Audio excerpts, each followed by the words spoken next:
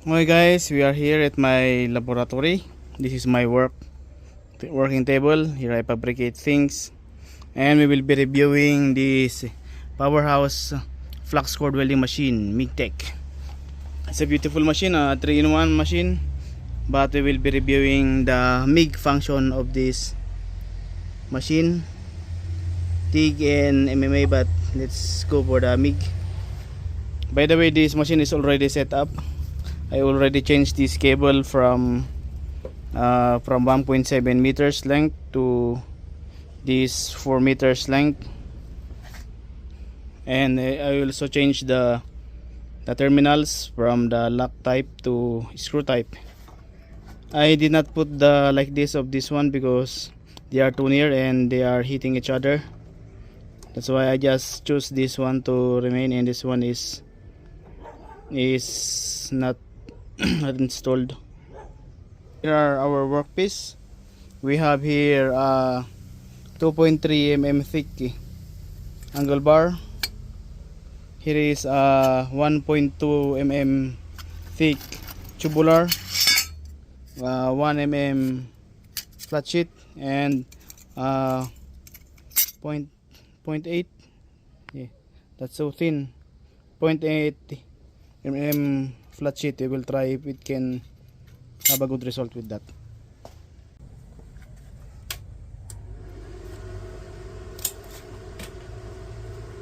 Let's set to around 70 volts.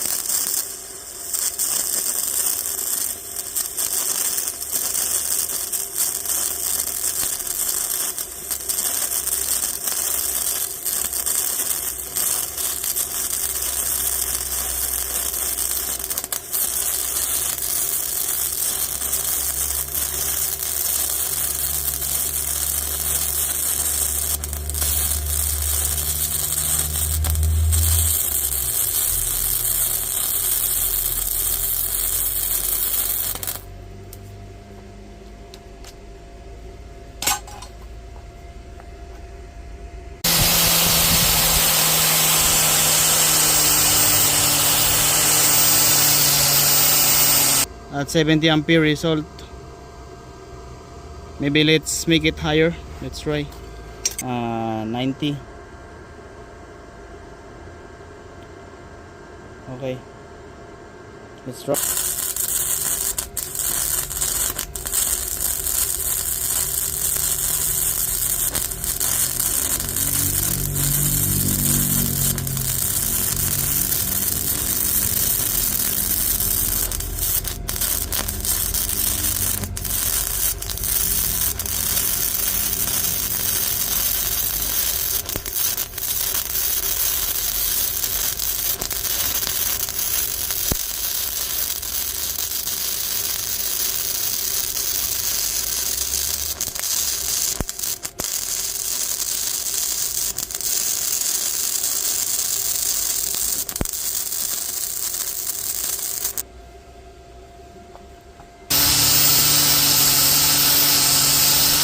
At 90 amps, I think it's good.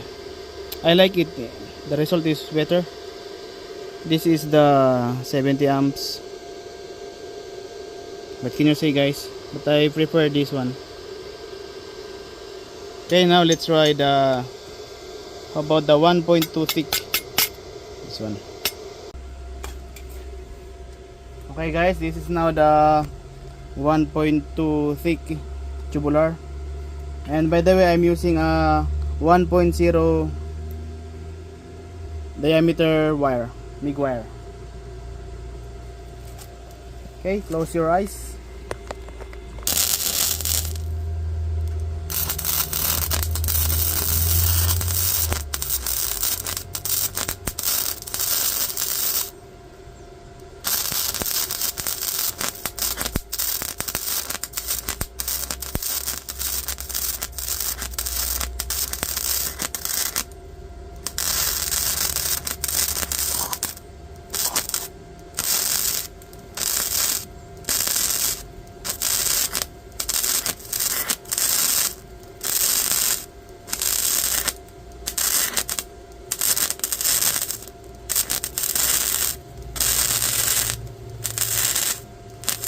we forgot to change the ampere.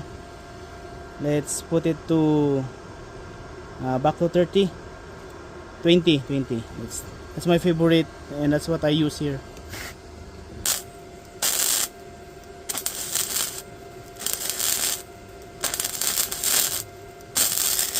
The setup is still putting some holes on the, we will change this one.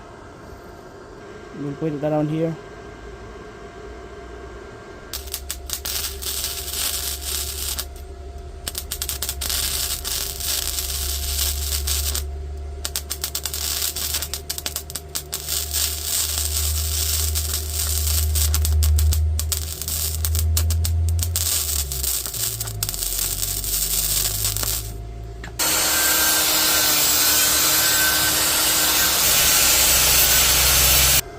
By the way, I forgot to bring down the ampere. I just weld. This is the result of 100 amps and almost half of the voltage. Can you see that? But here ampere, when we put down the ampere to 20, but we did not change the voltage, still in the half range. But this is when we change the voltage, we put it to half range, to the little bit low, quarter range. When we bring down the voltage, the arc become a little bit erratic. There are some restarts of the arc, like here. When it restarts, it creates some balls like this one, and this one. These are restarts of the arc. Don't know what the problem of that machine. It's malfunctioning. Guys, we will now weld this 0.8 thick flat sheet. Let's see if we can weld it with 1.0 mm big wire.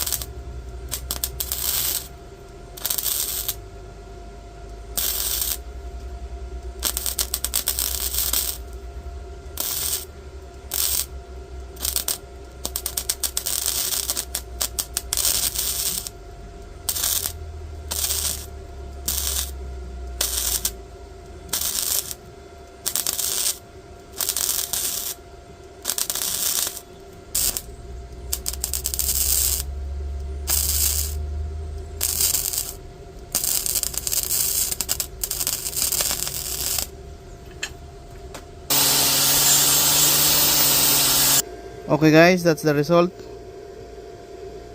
with the 0.1 big wire.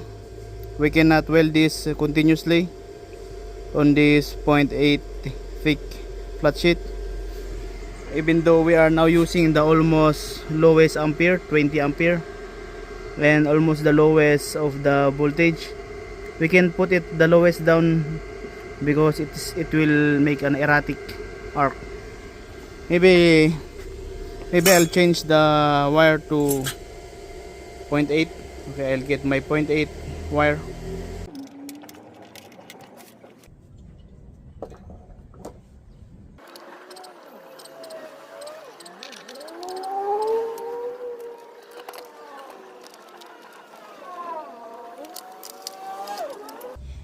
Okay guys, we are now using the 0.8 MIG wire. We are now have now uninstalled the 1.0.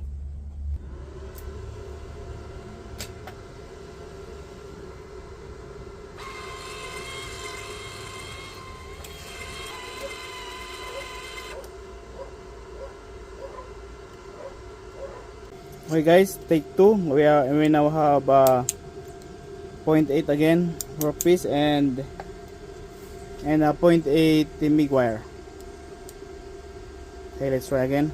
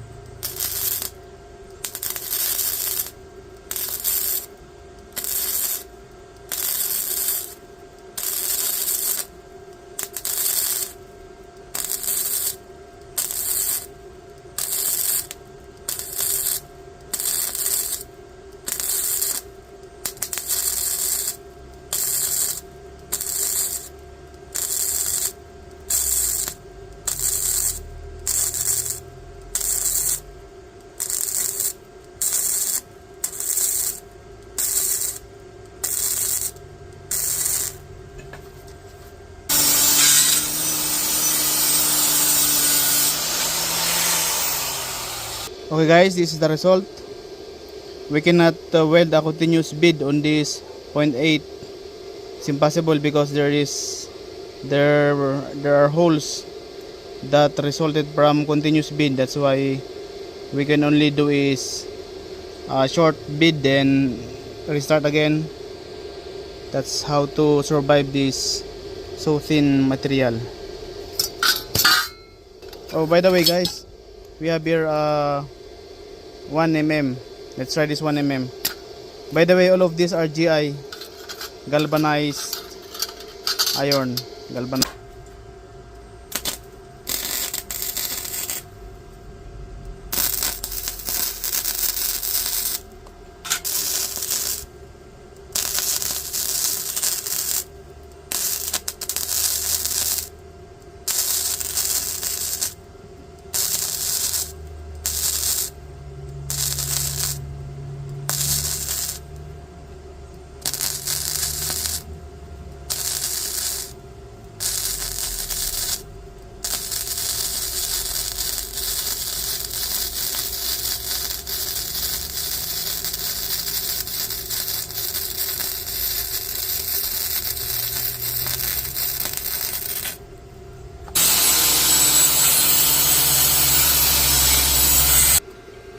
Okay guys, this is the result of the 1.1 mm thick GI sheet. At this section I used the short bead then restart again, but a little bit around here I got the confidence and I continue weld, and it's a little bit okay here. This is a continuous bead by 0.8 MIG wire. This is the short bead and restart, short bead restart.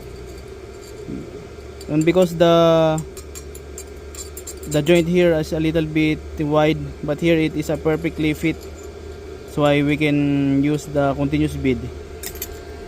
Okay guys, that's our short review of the MIG function of this Powerhouse MX. All I can say is that it's a good welding, but sometimes it has an erratic arc, which means that it is sometimes having a short electricity, and it will stop then restart again, and that moment it creates a cold weld, and it creates a little lump of metal. That's why it has a bad looking weld. Maybe I just got the little bit malfunctioning unit, but overall I admire the Powerhouse. But maybe this time I can say this is 5 out of 10 machine. Maybe this only. I don't know the other machines, because the supplier doesn't reply after they receive the money. I bought this online and they don't reply anymore when I chat with them. I don't know the problem with them. Okay guys, so I recommend that you just buy this on the local hardware, not on online, because you cannot test it, and when you test it, and it's hard to return online.